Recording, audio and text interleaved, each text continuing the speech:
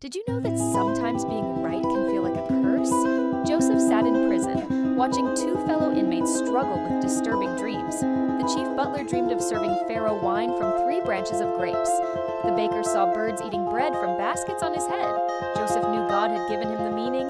He told the butler he'd be restored to his job in 3 days. The baker, he'd be executed. Joseph begged the butler to remember him when freed, to tell Pharaoh about an innocent man rotting in prison. 3 days later, everything happened exactly as Joseph predicted. The butler walked free while the baker faced death. Joseph waited by his cell door, hoping for news that the butler had spoken up for him. Days turned to weeks. Weeks turned to months. The butler had completely forgotten about Joseph. For 2 long years, Joseph remained imprisoned while the man he helped lived comfortably in the palace. But God's timing is perfect.